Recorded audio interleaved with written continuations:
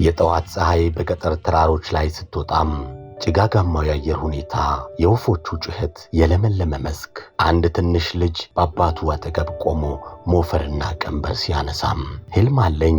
ይህ ሕልም የጀመረው ዛሬ አይደለም። የጀመረው ያኔ በጠዋት ከአባቴ ጎን ተነስቼ ሞፈርና ቀንበር ተሸክሜ ወደ እርሻ መስክ ስከተለው ነበር።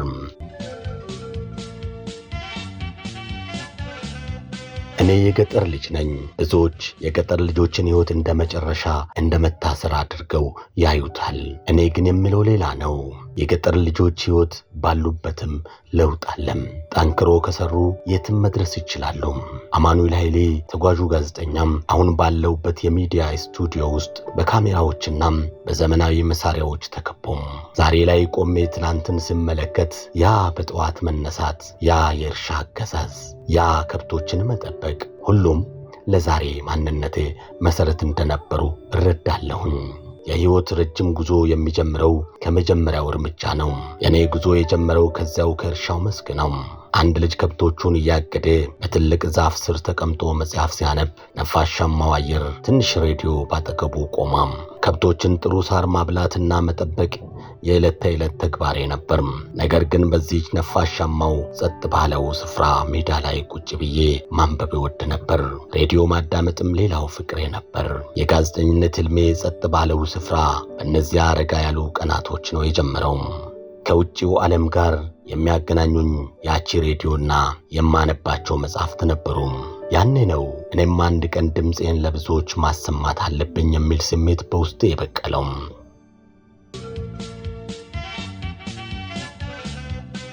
ከሳይለም ወደ ጎሬ የማደርገው የ80 ኪሎ ሜትር ጉዞ የጽናት ፈተና ነበር። በአብዛኛው በእግር አንዳንዴም በፈረስ አልፎ አልፎም ኤንትሪ የሚባለው ድንጋይ የሚጭነው የጭነት መኪና እናገኝ ነበር። ከዚያ በኋላ ስንጫን አቤት ደስታ! አውሮፕላን የተሳፈርኩ ያህል ይሰማኝ ነበር። ነገር ግን መኪናው ጭቃ ውስጥ ሲዘፈቅ መገስገሱ ሌላ ጣጣ ነበረም። ጫካ ውስጥ ማደር የግድ የሚሆንበት ጊዜ ነበር። በእግር የመጡት ቀድመው ሲሄዱ ታያለ፣ ትገረማለ። ግን ያኔ ነው እርጋታና ትዕግስት ምን ያህል ወሳኝ እንደሆኑ የተማርኩት። እንዲህ ባለው ፈተናና ብርታት የጎሬ 4 ዓመታት ጉዞ ከ9ኛ እስከ 12ኛ ክፍል ትምህርቴን ተጠናቀቀም። የአዲስ አበባው መናኸሪያ የተጨናነቀ መንገድ፣ የታክሲዎች መርመስመስ፣ ብዙ ሕዝብ። ይገርማል። ሕልሜን ለማሳካት ወደ አዲስ አበባ ጉዞ ጀመርኩኝ። ጅማ ላይ አድሬ የግቤን በረሃ አቋርጬም አዲስ አበባ መናኸሪያ ደረስኩኝ። ያየሁት ነገር ሁሉ አዲስ ነበር። የታክሲዎች መርመስመስ፣ የሰው ብዛቱና እንቅስቃሴ የሚጠፋ መሰለኝ። የአዲስ አበባን ግርግር ለመልመድ ወራቶችን ፈጅቶብኛል። ነገር ግን ዓላማዬ ግልጽ ነበር። የጋዜጠኝነት ትምህርቴን ጀመርኩኝ። ሙያዬን መቅሰም ጀመርኩኝ። ትምህርቴን እንደጨረስኩኝ ወደ ተወለድኩበት ወደ አሳደጉኝ እነዚያ ደጋግ ባላገሮቹ በሳይለም ሂጄ ሀብዬ ጋዜጠኝነትን ጀመርኩኝ። ከዚያ ካፋን፣ ደቡብ ክልልን፣ ሐዋሳን በሚዲያ ማስተዋወቅ ቀጠልኩኝ። ለ8 ዓመታት በጋዜጠኝነት ተቀጥሬም በጽናት ሰርቼ ሀገሬን አገልግያለሁ። ያ የጽናት ትምህርት ከጎሬ የተማርኩት ነበረም። ቡና ሚዲያና የእርጋታ ፍልስፍና ወዴት ይሆን?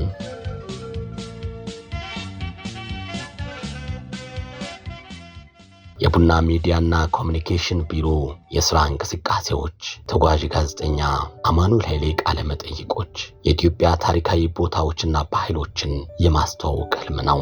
ያ በቅጥር የጀመረው ጋዜጠኝነት ቡና ሚዲያና ኮሚኒኬሽን የተባለ የግል ሚዲያና ኮሚኒኬሽን እንዳቋቁም መሰረት ሆኑኝ። የአገሬን የኢትዮጵያን ታሪክና ወግ ለማስተዋወቅ ሰንቄ ተነስቻለሁ። ራዕዬ ትልቅ ነው፣ መዳረሻዬም ሩቅ ነው። ለዚህ ደግሞ እርጋታ ወሳኝ መሆኑን አውቃለሁ። ሚዲያ ትልቅ ራዕይ የሰነቀ ነው። አስተውሎትን ይፈልጋል። ለምን አትፈጥንም የሚሉኛሉ፣ ለምን አትሮጥም የሚሉኝም አይጠፉም።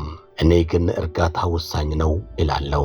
እንደዚያ በጭቃው መንገድ ላይ ፈጥነው ሲሄዱ የነበሩት መጨረሻ ላይ የተደረሱም፣ እኔ ግን ቀስ ብዬ በትዕግስትና በእርጋታ እየተጓዝኩ ነው። ዋናው ነገር መሮጥ ሳይሆን መድረስ ነው። በጥራት ባስተውሎትና በእርጋታ የምጓዘው ጉዞ አስተማማኝ ነው። ረጋ ያለ ጥልቅና የመረጋጋት ስሜቱ ውጤቱ ብዙ ነው። የኔ ታሪክ የብዙዎች የገጠር ልጆችን ታሪክ ይመስላል። ህልም ካለን ጠንክረን ከሰራን እና በእርጋታ ከተጓዝን ፈተናዎችን ሁሉ ማለፍ እንችላለን። የገጠር ልጆች ህይወት ባሉበትም ለውጥ አለም። እኛም የዚህ ለውጥ አካል ነን። እኔ የተጓዡ ጋዜጠኛ አማኑኤል ኃይሌ ነኝ። በቡና ሚዲያና ኮሚኒኬሽን በኩል የምናደርሰው መልእክት ሁሉ የኢትዮጵያን እውነትና ማንነት የሚገልጹ ናቸው። አብራችሁን ስለሆናችሁ አመሰግናለሁ። ሰብስክራይብ በማድረግ የዚህ ረጅም ጉዞ ተካፋይ ይሁኑ።